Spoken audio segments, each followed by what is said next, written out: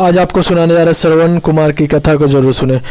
पौराणिक युग में सनातनु नामक एक प्रसिद्ध साधु थे। उनकी पत्नी भी एक सिद्ध धर्म परायण नारी थी। कहानी उस समय की है जब सनातनु और उनकी पत्नी बहुत वृद्ध हो चुके थे और उनकी आंखों की रोशनी भी चली गई थी। इन दोनों का एक पुत्र था जिसका नाम था श्रवण कुमार। श्रवण कुमार बहुत ही सरल स्वभाव का व्यक्ति था। माता पिता के लिए उनके मन में बहुत प्रेम और स्वयं श्रद्धा भी थी। वे दिन रात अपने माता पिता का सेवा करते थे और अपने माता पिता का बच्चों की तरह लालन पालन करता था। उसके माता पिता भी स्वयं को गौरवशाली महसूस करते थे और अपने पुत्र को दिन रात हजारों दुआ देते थे।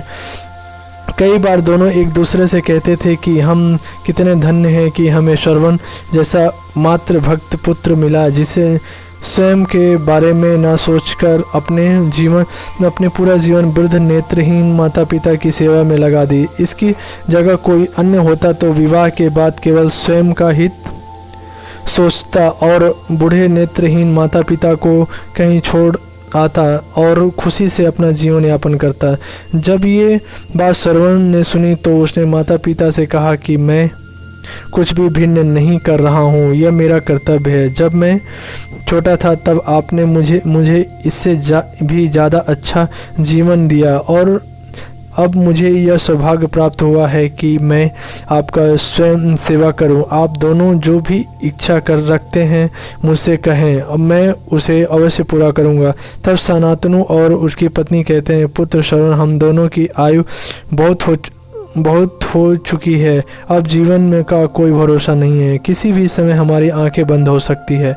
ऐसे में हमारी एकमात्र इच्छा है, हम तीर्थ यात्रा करना चाहते हैं।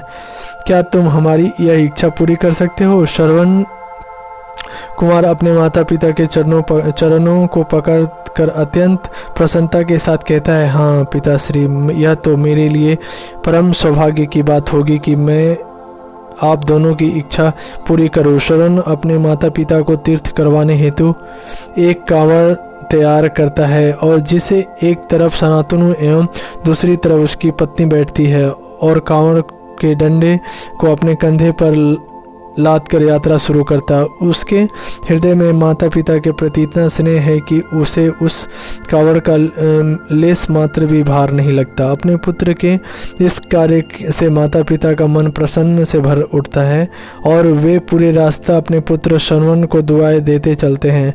और तीर्थ करते समय जब वे तीनों अयोध्या नगरी पहुंचते हैं तब माता पिता श्रवण से कहते हैं कि उन्हें प्यास लगी है। श्रवण कांवड़ को जंगल में रखकर अपने हाथ में पत्तों का पात्र बनाया सरयू नदी के से जल लेने जाता है। उसी समय उस वन में अयोध्या के राजा दशरथ आखेट पर निकलते हैं और उस घने वन में वह हिरण को शिकार बनाने के लिए उसके पीछे कर रहे थे। तभी उन्होंने घने जंगल में झाड़ियों के पास सरयू नदी से पानी पीने की हलचल की आवाज़ आती है। उस हलचल को हिरण के पानी पीने की आवाज़ समझकर महाराजा दशरथ शिकार के उद्देश्य से तीर चला देते हैं और उस तीर से श्रवण कुमार का हृदय को आघात पहुंचता है, जिसे उसके मुंह से पीड़ा भारी आवाज़ निकलती है, जिसे सुन दशरथ स्तब्ध रह जाते हैं और उन्हें अनहोनी का एहसास होता और वे भागकर सरयू नदी के तट पर पहुंचते हैं, जहां वे अपने तीर से श्रवण के हृदय को में लगा देखते हैं। तभी भयभीत हो जाते हैं और उन्हें अपनी भूल का एहसास होता है। दशरथ श्रवण कुमार से समीप जाकर उसे क्षमा मांगते। तब अंतिम सांस लेता श्रवण कुमार महाराजा दशरथ को अपने वृद्ध नेत्रहीन माता पिता के बारे में बताता है और कहता है कि वे प्यासे हैं, उन्हें जाकर पानी पिला दो और उसके बाद मेरे बारे में कहना। और इतना कहकर श्रवण कुमार की मृत्यु हो जाती है। भारी हृदय के साथ महाराजा दशरथ श्रवण के माता पिता के पास पहुंचते हैं और उन्हें पानी पिलाते हैं। माता पिता आश्चर्य से पूछते हैं उनका पुत्र कहाँ है। वे भले ही नेत्रहीन हो पर वे दोनों अपने पुत्र की आहट से समझ लेते थे। माता पिता के प्रश्नों को सुन महाराजा दशरथ उनके चरणों में गिर जाते हैं और बीती घटना को विस्तार से कहते हैं।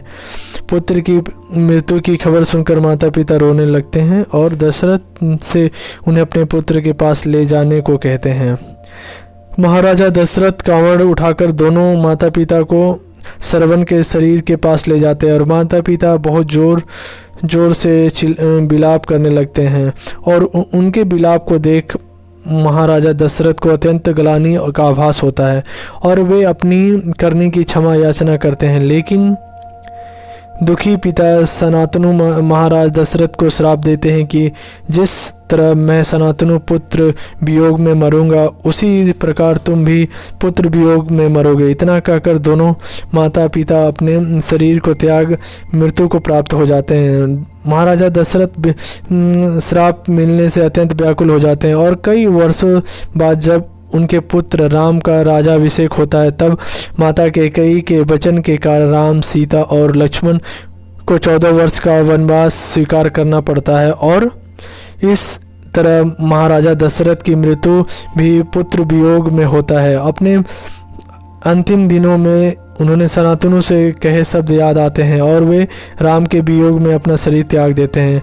कहानी की शिक्षा, moral of the story of कहानी, हमें यह कहानी यही शिक्षा देती है कि बिना लक्ष्य को देखे उसे भेदना कई बार उसको आपको गलती का पात्र बना देता और आप ना चाहते हुए भी दूसरों के दुख का कारण बन जाते हैं। यह ही श्रवण कुमार की कहानी है। अपनी माता पिता भक्ति के कारण श्रवण कुमार पुराणों में जीवित है। श्रवण कुमार सदैव अपनी मातृ भक्ति के लिए जाने जाते हैं। यही नहीं, कहानी सुनकर माता पिता अपने बच्चों को संस्कारी करते हैं।